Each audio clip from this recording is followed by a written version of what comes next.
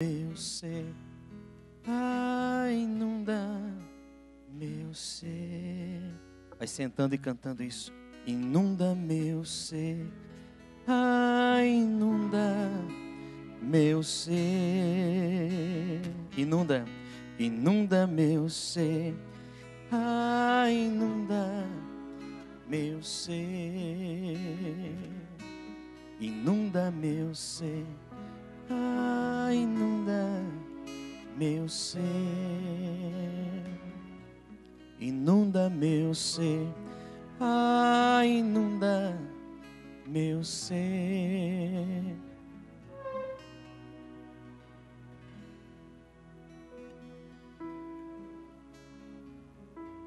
Esta noite, nós somos convidados a deixar realmente o Senhor inundar o nosso ser. Essa novena das mãos ensanguentadas de Jesus, que nós estamos fazendo, e que hoje nós vamos permear, nós vamos tocar, nós vamos alcançar a graça que existe em Deus através da força e a prática do perdão. É algo que nos toca profundamente essa palavra. Porque nunca, imagino eu, numa sociedade do qual nós estamos vivendo, se necessitou tanto exercitar tal dom de Deus, o perdão. Quantas famílias, quantas casas, quantas pessoas perdem a vida e tiram a vida de outras pessoas por não conseguirem viver o perdão. O perdão é algo gigantesco em nossa vida. É o ponto, e todos nós passamos. Todos nós nos encontramos em algum momento de nossa vida com esse ponto que vai se chamar perdão. E se nós conseguimos pegar o perdão e praticar em nossa vida, nós vamos continuar esse processo em rumo à eternidade com amizade com Deus. Porque a falta do perdão nos tira a amizade de Deus. É algo muito grande e que muitas pessoas não têm noção o quanto estão perdendo por não praticarem o perdão. Há quem pense que o perdão só favorece aquele que é perdoado. E por isso não perdoa, porque foi muito dura aquela situação que se encontrou lá no passado, ou está se encontrando no presente, e não consegue dar o passo do perdão, porque isso, ao pensamento da pessoa que está magoada, acha que acabaria favorecendo mais a pessoa que vai receber o perdão do que ela que está perdoando. Pelo contrário, o perdão sempre favorecerá em primeira instância, em primeiro lugar, aquele que pratica e exerce esse ato tão divino que é o ato do perdão. Por isso, o perdão é importantíssimo para o progresso espiritual. Sem o perdão, nós não conseguimos progredir na vida espiritual. A nossa vida espiritual começa a virar um marasmo. A nossa intimidade com Deus na oração, nós começamos a perder a intimidade com Deus na oração. Nós deixamos de ouvir a voz do Senhor, sentir o amor do Senhor, porque nós também estamos fazendo isso. Nós estamos bloqueados. Na realidade, a falta de perdão nos bloqueia. Sabe o que é bloqueado? Quando você bloqueia o seu número de celular, Ninguém na face da terra consegue usar esse número, a não ser um hacker muito bom que vai lá e consiga desbloquear isso. Mas no nosso mundo, no nosso coração, na nossa vida espiritual, é exatamente isso que acontece. Nós ficamos bloqueados. A falta de perdão nos bloqueia, nos fecha, e Deus não consegue nos usar. Não conseguimos deixar ser usado pelo Senhor, e atrapalhamos também todos os que estão sendo usados pelo Senhor. O perdão, ele envolve o amor. O amor, ele existe pelo perdão.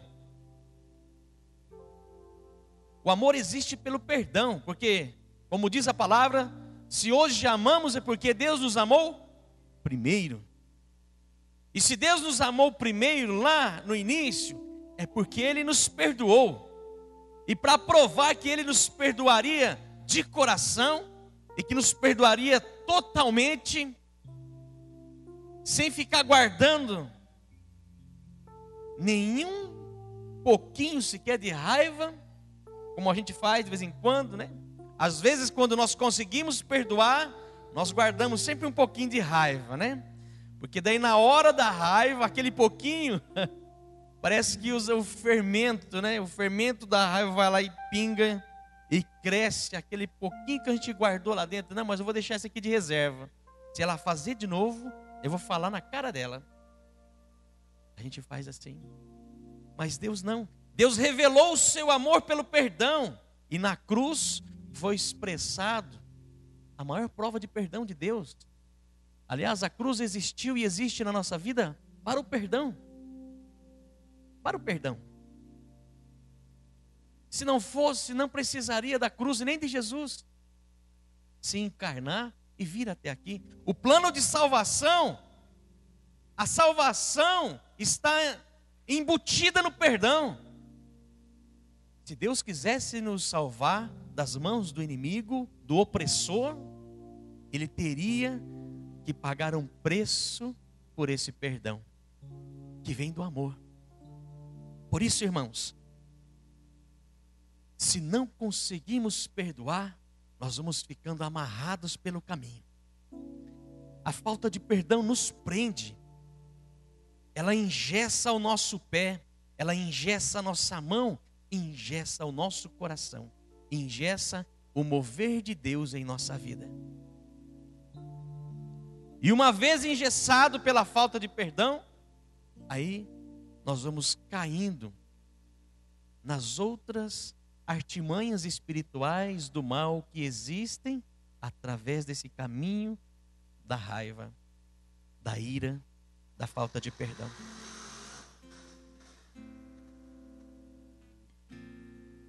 São Tomás de Aquino,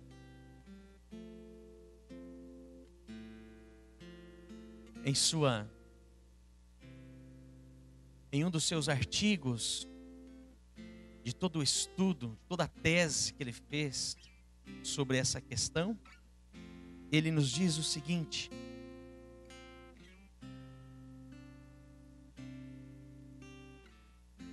eu o odiei, mas odiei com um ódio perfeito. Alguém consegue me explicar essa frase de Santo Tomás? Eu odiei, mas eu odiei com um ódio perfeito.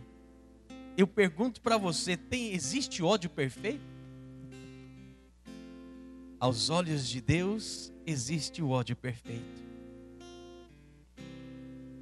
Na Suma Teológica de Santo Tomás, nesse artigo 25 que ele escreve, ele diz muito claro que nós somos seres odiosos. O ódio faz parte da nossa vida, a raiva faz parte da nossa vida. E eu quero que você prove isso agora, que quem nunca passou raiva na vida, que levante a mão agora. Todos passamos raiva, todos passamos. Mas existe uma forma de, na raiva, no ódio, nós não perdemos a graça, nós não perdemos a intimidade com Deus. O que nós precisamos aprender a fazer em nossa vida é focar a nossa raiva, focar o nosso ódio, não na pessoa que transgride conosco, como Deus fez, a exemplo de Jesus. Eu não foco na pessoa que errou comigo o meu ódio, porque senão aí atrapalhou tudo. Eu vou focar no pecado, eu vou focar naquela condição, naquele ponto fraco do irmão. Eu vou odiar a mentira em você, não você. Eu vou odiar a tua falsidade, não você. É separar as coisas. Como dizia o padre Edmar Peron, hoje bispo de São Paulo, nós precisamos separar para valorizar.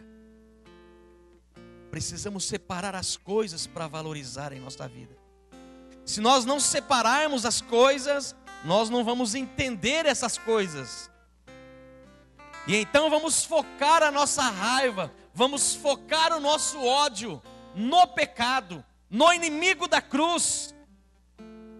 Sim, nele nós temos que focar o nosso ódio, que é um ódio que não nos tira a graça. É a raiva que não nos afasta da cruz, mas nos afasta do inimigo da cruz. Por isso, é um passo muito importante que nós precisamos aprender a dar, através da fé, viu, irmãos? Para nós cristãos, para os ateus até existe algumas formas psicológicas de terapia, que se alcança alguma coisa nesse sentido, se dá alguns passos, mas não alcança plenamente. Agora, no cristianismo, nós temos a graça de unir o psíquico, que é o nosso humano, aquilo que existe dentro de nós, o nosso conteúdo de consciência, junto com a força da espiritualidade, a força espiritual que existe no ódio, na raiva. Porque uma vez o inimigo tomando posse da raiva e do ódio, isso vira destruição. Se fôssemos só nós com a nossa raiva, não seria tão duro. Mas o duro é que o inimigo aproveita da situação e ele faz uma arruaça na situação, virando algo que era pequeno numa coisa grandiosa, contra nós, não a nosso favor. Não a nosso favor. E tudo isso está em nós, não tem como esconder, não tem como nós tirarmos de nós. Nós somos concebidos no pecado. O pecado original, ele carimbou em nós, como nós sempre cantamos aqui, essa batalha da carne contra o espírito, que nós precisamos viver todos os dias. Nós precisamos não perder a ótica de Deus sobre o perdão. E o evangelho de hoje nos diz isso. Pega lá comigo. O evangelho de hoje é tão belíssimo, porque nós estamos nas mãos ensanguentadas de Jesus, o tema perdão, e o evangelho de hoje vai nos dizer isso. Mateus 18, 21, 22. Mateus 18, 21, 22. Mateus 18, 21, 22.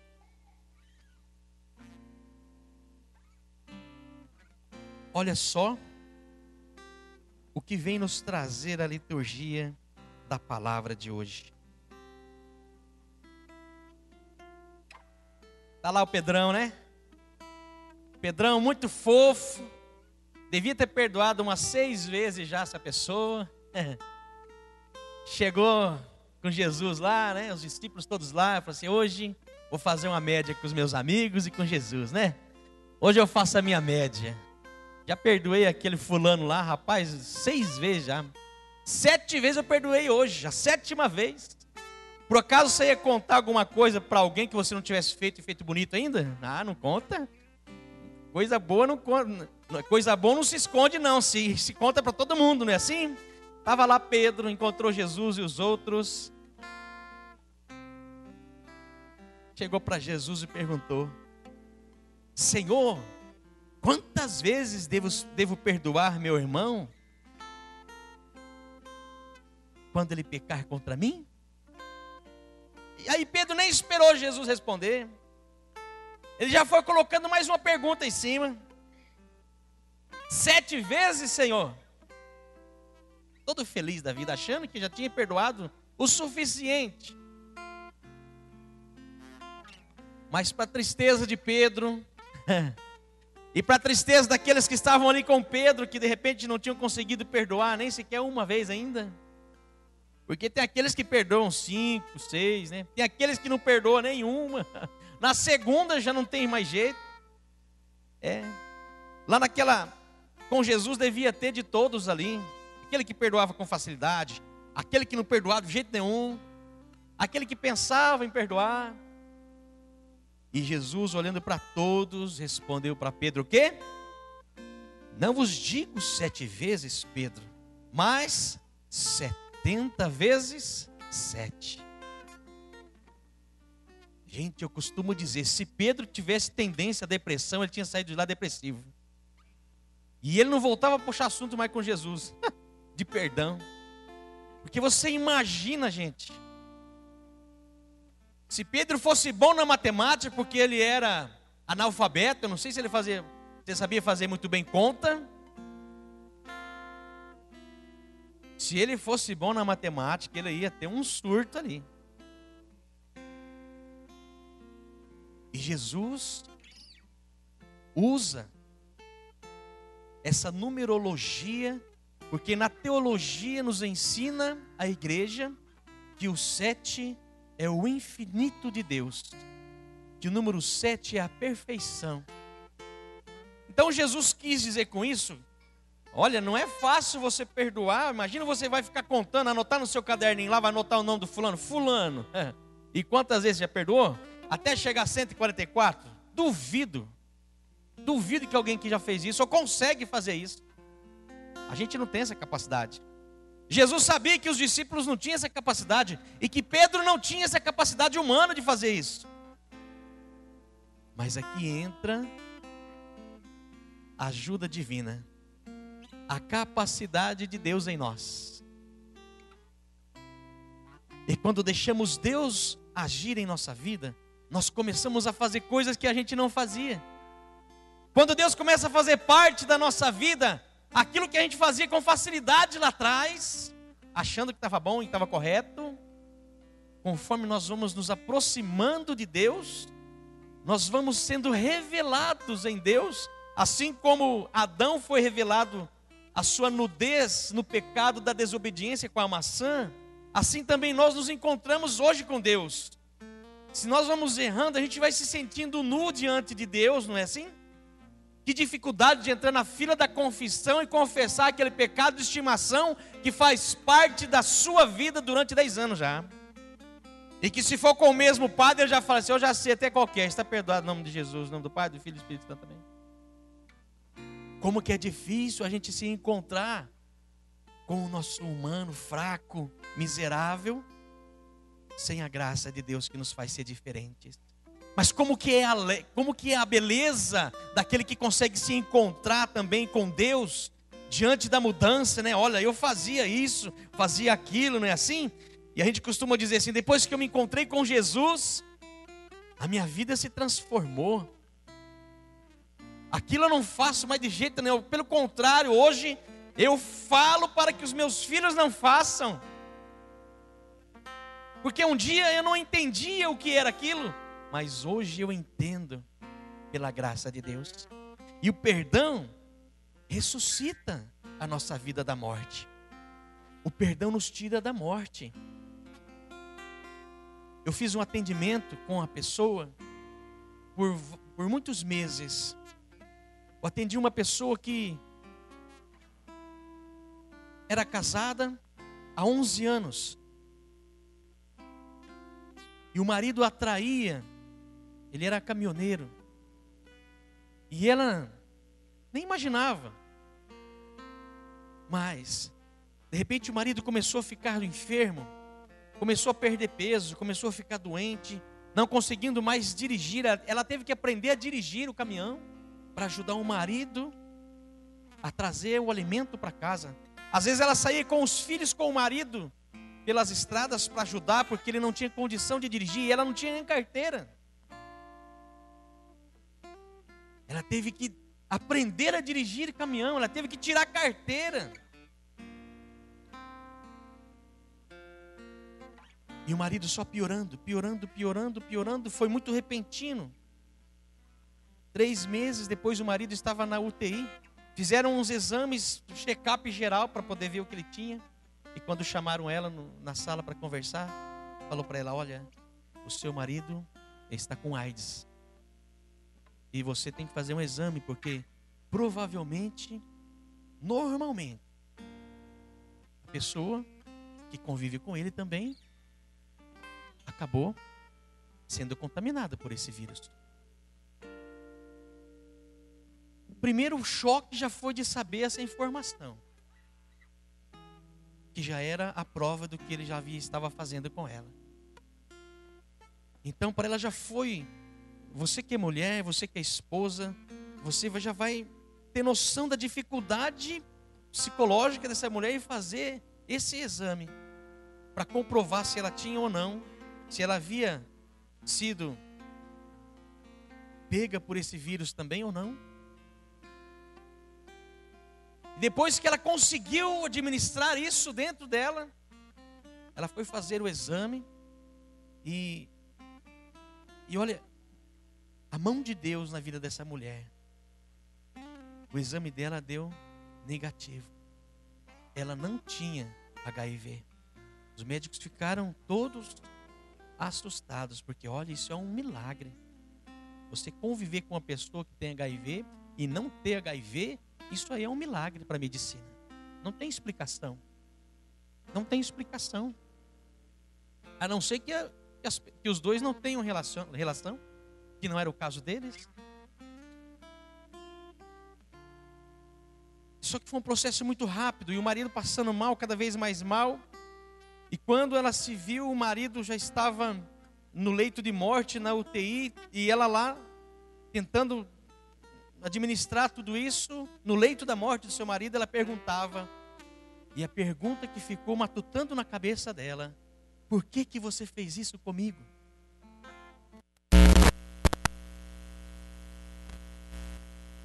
Deixei faltar alguma coisa para você? A pergunta que não cessava dentro dela: por que você fez isso comigo? E o marido não tinha mais força para responder, ele somente estava com os olhos abertos.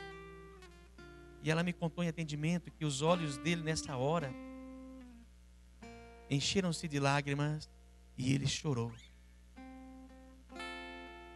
E ela, depois disso, ele faleceu. Angustiantes.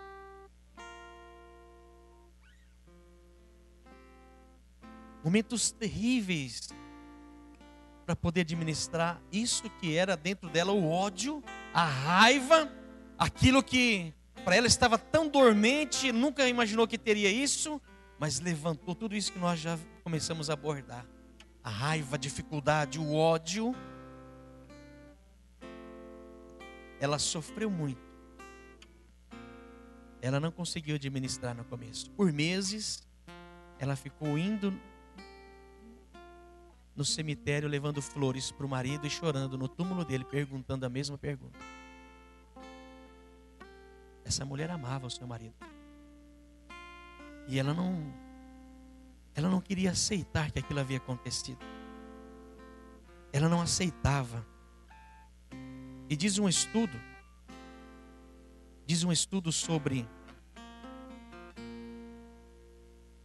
um estudo que foi feito, uma psicóloga fez esse estudo, uma alemã, sobre os pontos que existe numa pessoa para alcançar o perdão. O auto perdão, para perdoar a si mesmo e para perdoar também o outro. E existe 5 pontos, 5 passos que essa doutora encontrou fazendo esses exames em pessoas terminais. Primeiro passo, primeiro ponto, primeira questão Primeira reação é a negação.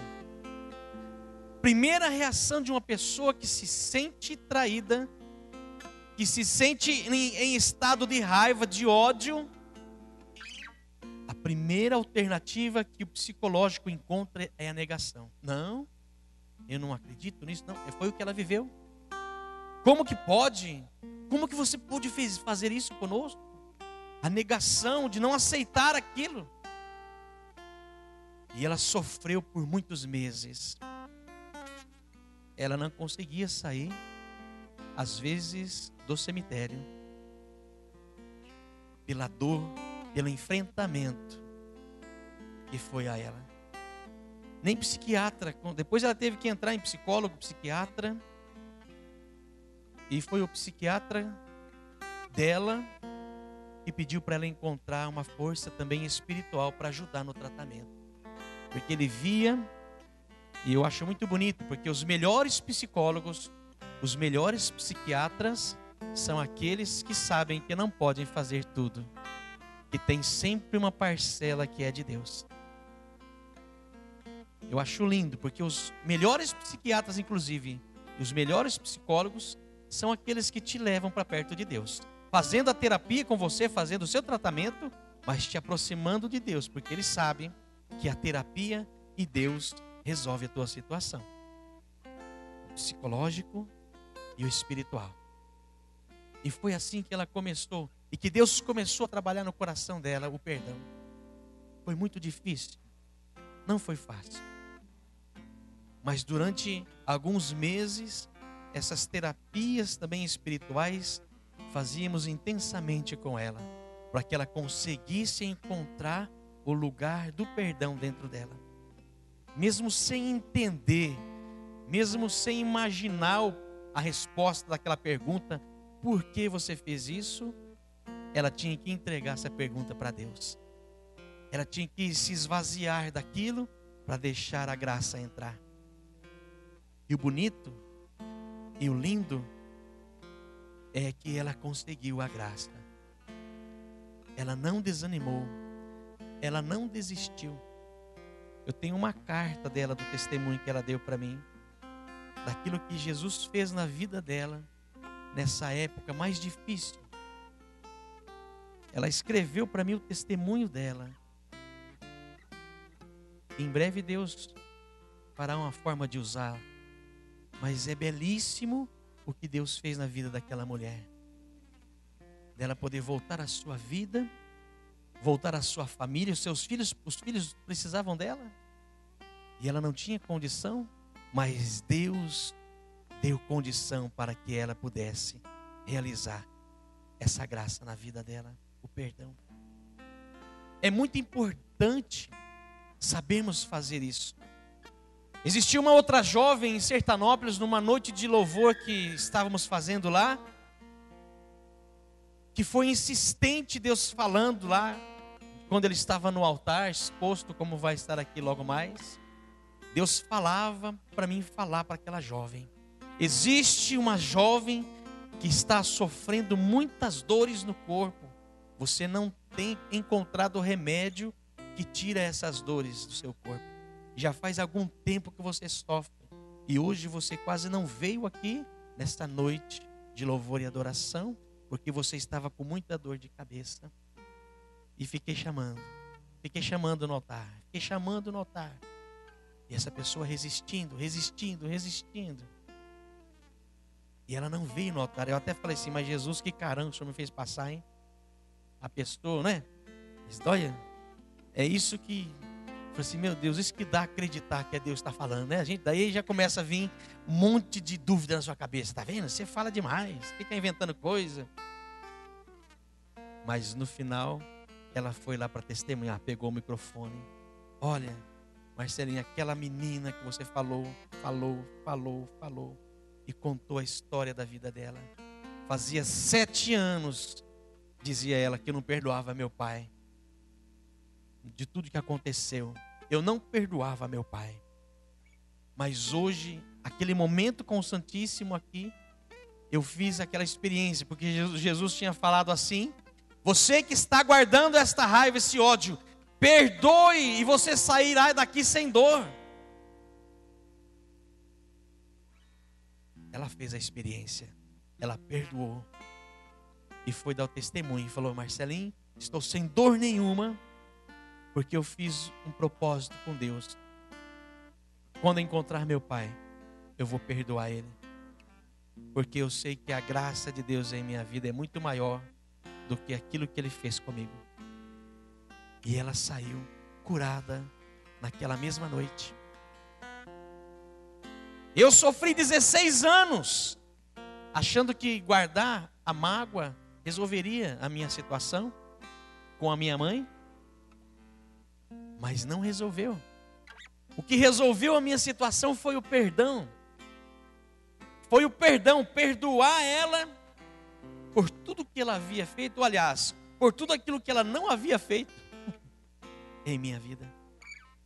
Esse perdão foi onde também me desvencilhei desse pecado que amarrava, que prendia, que segurava. A felicidade veio morar em meu coração. É um encontro com Deus. É você se encontrar com Deus. Aquele que se encontra com Deus, ele não consegue ficar fazendo reservatório de coisa ruim dentro dele. Não existe aquele lado negro ali, o lado ruim, o lado que sofre, que luta para não fazer as coisas da forma como que Deus quer. Mas Deus sempre encontra naquele coração contrito que busca Ele uma forma de rejeitar cada vez mais isso. E é rejeitando toda ferida, toda mágoa, que a gente começa a dar os passos na fé. É os passos na fé. O perdão é cura. O perdão é libertação. Como vai nos dizer a oração que existe na própria novena das mãos ensanguentadas de Jesus, o perdão é a experiência com a misericórdia de Deus. E nós estamos no ano santo da misericórdia. Eu vejo que é um tema importantíssimo para nós deixarmos na gaveta depois dessa noite aqui. Fala para quem está do seu lado: ô irmão, o que você está escutando aqui, abençoado, não é para você sair da porta para fora ali, voltando para sua casa, e fazer de conta que não foi com você, não. É com você sim. Deus está falando, é com você. Não, porque está cheio de gente pensando aqui: puxa, fulano tinha que estar aqui escutando isso, né? Não, puxa, logo hoje que ele não pôde vir no grupo de oração. Olha, era para vir. Como que se nós não precisássemos ouvir isso, né? Como se nós fôssemos os mais perfeitos da nossa família, ou do nosso círculo de amizade. Não, é para nós, é para mim, é para você que Deus está falando. Nós precisamos tomar posse daquilo que é difícil para nós também. Porque tomar posse da cura, né, física, sem precisar praticar o perdão, às vezes é muito cômodo para nós. Mas e o perdão que existe também na cura física? Existem muitas curas físicas que precisam do perdão. Conhecemos uma pessoa que, recebendo oração no hospital, em fase terminal, e que Deus colocava na oração que para ela assim: olha, Deus fala para você perdoar, porque você vai ser curada no perdão. Eu vou morrer então. E morreu. Sabe, infelizmente, corações duros, que é difícil de entrar a palavra de Deus. Não façamos o nosso coração um coração de pedra, como diz o profeta Jeremias, mas deixemos que Deus nos dê um coração de carne, um coração que saiba amar. Só que eu vou falar para você, irmão, não existe amor sem cruz. Dá uma olhadinha naquela cruz lá. Não existe amor, perdão sem aquilo lá não. Nós precisamos assumir a cruz em nossa vida, sim. mas precisamos assumir a graça junto com ela, porque senão a gente só fica com a cruz. E se você acha que você fugindo do perdão, você está deixando a sua cruz de lado, você está totalmente enganado. Fala para quem está do seu lado: irmão, você está se enganando. Se você pensa que deixar aquela pessoa lá, que você já está pensando aqui, que você vai precisar perdoar, que você vai precisar abraçar, que você vai precisar beijar. Aí já tem gente falando: nossa, mas precisa tudo isso, Marcelo? Hein? Precisa. Faz o serviço completo, irmão. Não fica fazendo pela metade, não. E depois vai que ele fala para você abraçar de novo. De novo, Jesus. Faz tudo uma vez. Fala para ele: você está enganado. Porque você vai ter que fazer, irmão. E vai ser para aquela pessoa que está pensando agora. Aquele abençoado lá. Pode falar. Nós precisamos tomar atitude de cristãos. Não basta só ter nome de cristão. Nós precisamos ser cristão. Sabe o que o Papa Francisco disse esses dias? Alguns sabem. O cristianismo não é a religião do falar, é a religião do fazer. Amém, irmãos? Nós precisamos fazer alguma coisa. Dá um chacoalhão quem está do seu lado aí, pelo amor de Deus. Fala para o irmão: faça alguma coisa em nome de Jesus.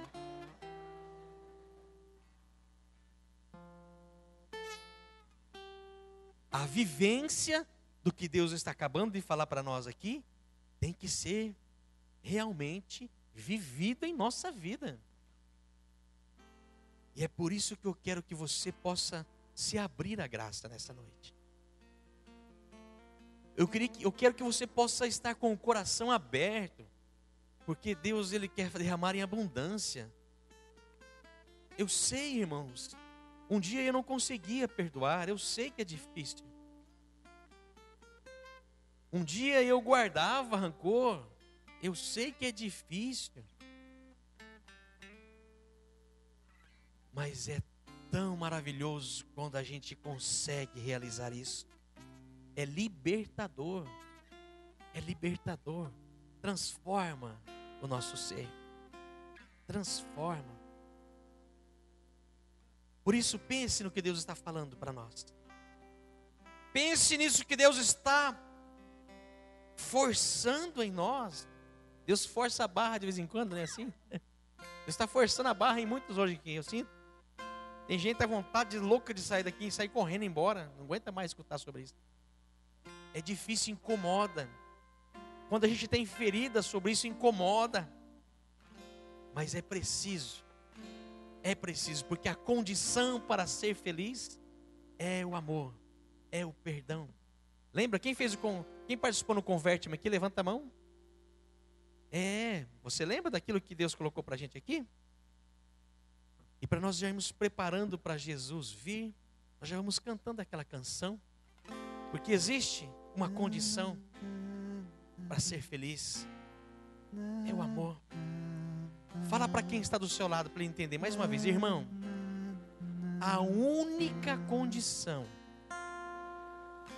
para ser feliz é o amor, é o perdão. Amém? Vamos ficando em pé, vai ficando em pé. Respira fundo, vai tirando a mágoa nessa respiração, a raiva, o rancor, o ressentimento, a falta de perdão. Você que já esteve no encontro, já sabe a letra, vamos cantando. Você que não sabe, vamos aprender, porque Deus fala para nós que nós precisamos dele para perdoar, para viver o amor.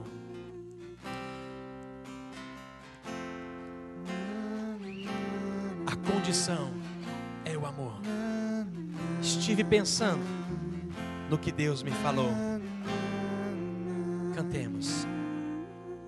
Estive pensando no que Deus me falou, em perdoar a quem me magoou. Não é fácil assim,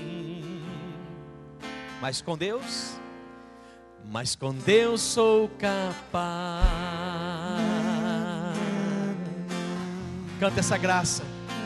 Estive pensando no que Deus me falou, em perdoar a quem me perdoou.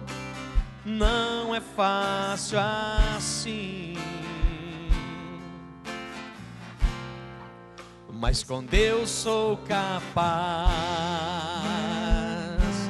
Levanta seus braços lá em cima. A condição para ser feliz é o amor.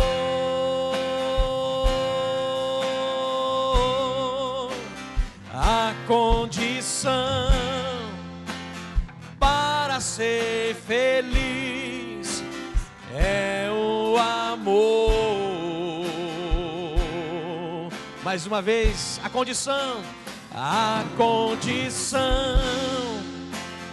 para ser feliz é o amor.